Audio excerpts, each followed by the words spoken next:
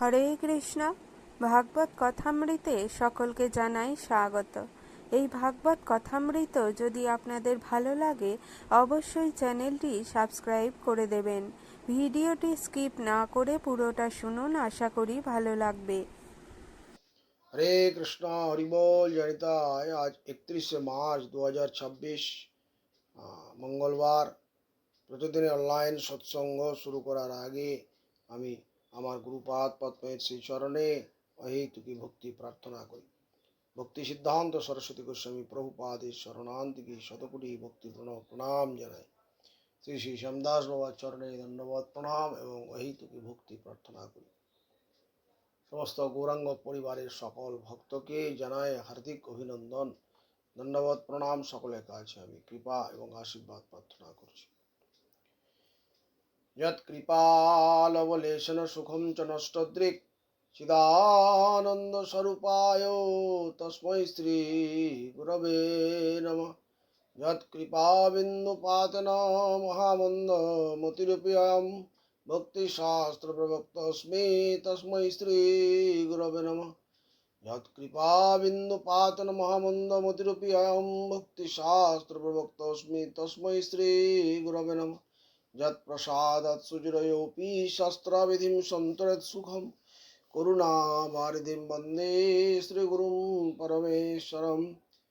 নমস্তে গুরুদেবায় সর্বসিদ্ধি প্রদায়িনে সর্বমঙ্গলরূপায় সর্বানন্দ বিধায়িনে কৃপা সিন্ধু সুসম্পূর্ণ সর্বসত্যপকারক নিষ্প্রিয় সর্বদোষিদ্ধ সর্ববিদ্য বিশারদ সর্বসংশয় সংচিত্তা অনলস গুরুরাহিত মুখং করোতি বাচলং পঙ্গুলং হয়তিগিরিং যৎকৃপাতমহং বন্দে শ্রীগুরুম দীনতারিণম।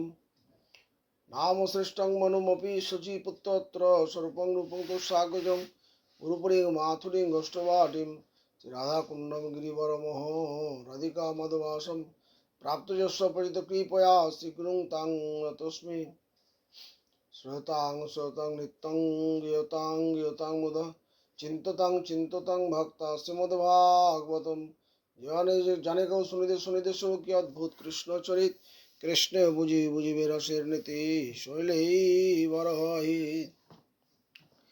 তমাদিদেবম করুণানিদানম তমালবর্ণং সুরিতবতারম অপার সংসার সমুদ্র সেতুম ভজামহে ভগবত স্বরূপম। শ্রীকৃষ্ণ চৈতন্য প্রভু নিত্যানন্দ শ্রী অদ্বৈত গদাধর শিবাসাদি গৌর ভক্ত বৃন্দ। জয় রূপ সনাতন ভট্ট রঘুনাথ শ্রীজীব গোপাল ভট্ট দাস রঘুনাথ। নারায়ণং নমস্কৃত্যং নরং চৈব নরোত্তমং দেবীং সরস্বতীং ব্যাসং তদজ মুদীরয়েৎ। ওম হরে কৃষ্ণ কৃষ্ণ কৃষ্ণ হরে হরে, হরে রাম রাম রাম হরে হরে। গৌরী গোষ্ঠীপতি ভক্তি সিদ্ধান্ত সরস্বতী ঠাকুর প্রভুপাদ পরমহংস জগদ্গুরু জানিয়েছেন যে হরিকীর্তন কে করতে পারেন, হরিকীর্তন করার যোগ্যতা কার আছে। প্রভুপাদ উত্তরে বলছেন, যিনি তিনাদপি সুনীচ তরুড ন্যায় সহিষ্ণু অমানি ও মানব, এই চারটি গুণ বিশিষ্ট। তিনাদপি সুনীচ তরুড ন্যায় সহিষ্ণু অমানি আর মানব, এই চারটি গুণ যার রয়েছে তিনি হরিকীর্তন করতে পারেন। এই চারটি গুণ যার নাই তিনি হরিকীর্তন করতে পারেন না। হরিকীর্তন তিনি করছেন কিন্তু হরিকীর্তন হয় না। তো ভক্ত সর্বোত্তম হয়েও নিজেকে তিন থেকেও অধম বলে জানেন। ভক্ত অনেক উচ্চ স্থানে রয়েছেন, অনেক ওপরে রয়েছেন, তার চিন্তাধারা ওপরে রয়েছেন মানে ওপর তলায় দোতলায় দশতলায় নয়, তার যে চেতনা শক্তির বিকাশ অতি উচ্চ মাত্রায় আছে। তিনি ভগবানের সবসময় চিন্তা করছেন। নিষ্কপট না হলে কখনোই তৃণাদবি শুনিচ হওয়া যায় না। আমি বাহ্যে দেখালাম আমি তৃণাদবি শুনিচ, কিন্তু অন্তরটা আমার আলাদা, এরকমটা নয়। এটা বলছেন না, এটা কপট। ত্রিনাদবী সুনিজ কোথায় কিভাবে দেখাতে হবে প্রভুপাদ সব বলেছেন উপদেশের মধ্যে। আমরা এগুলো শুনলেও আস্তে আস্তে সব জানতে পারবো।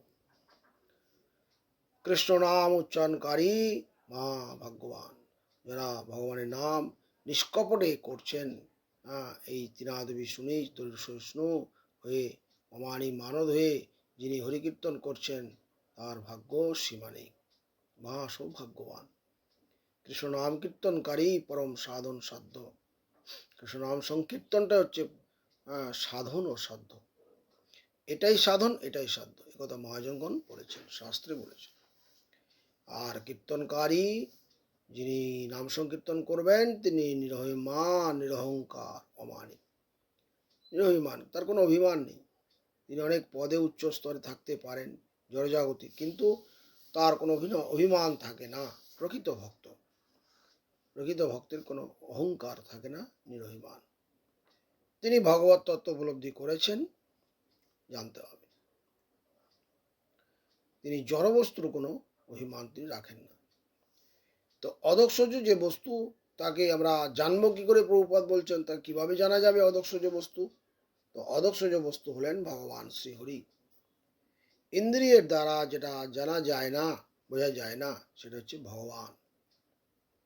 আমি ইন্দ্রিয় দিয়ে ভগবানকে জেনে নেবো, এটা হয় না। সেই অদক্ষজ বস্তু একমাত্র বলছেন শ্রবণৈক বেদ্য। সেই যে অদক্ষজ ভগবান তিনি একমাত্র শ্রবণের দ্বারা জানা যাবে, শ্রবণৈক বেদ্য। তাহলে শ্রবণটা কোথা থেকে করতে হবে? বলছেন সাধুর কাছ থেকে করতে হবে। সাধু, ভগবানের কাছ থেকে নয়, সাধুর কাছ থেকে। ভগবানের শাস্ত্র থেকে পড়ে নেব, আমি হরিকে জেনে নেব, এটা বলছেন না। সাধু গুরু নিকট শ্রবণমুখ কর্ণ দ্বারা শুধু শুনলেই হবে না, সেবার মনোভাব চাই। সেবা করার ইচ্ছা তার অন্তরে মধ্যে থাকতে হবে। শ্রবণ করলে অদক্ষজ বস্তুকে জানা যায়। জানা যায় না তা বললেন না, জানা যায়। এই জগতে আমরা যে কথা শুনতে পাই, সেগুলো কথা শুনবার পর ইন্দ্রিয় দ্বারা আমরা সেটা সত্য কিনা যাচাই করি, বিচার করি। এই জগতে যে কোনো জিনিস আমরা যখন ইন্দ্রিয় দ্বারা, এই কর্ণেন্দ্রিয় দ্বারা শুনতে পাই, তখন আমরা সত্য কি বিচার করি, সত্য কিনা। কিন্তু আমার গুরুদেব শাস্ত্র আমাকে যে কথা বলেন, শ্রবণেন্দ্রিয় ব্যতীত ইন্দ্রিয় দ্বারা যে সেটা জানা যায় না। সেটা শ্রবণেন্দ্রিয় ছাড়া অন্য কোনোভাবে ইন্দ্রিয় দ্বারা সেটা বুঝে নেওয়ার ক্ষমতা আমার নাই। বিষয়টি ইন্দ্রিয়জ জ্ঞানের অতীত বলে চেষ্টা করা বিড়ম্বনা মাত্র।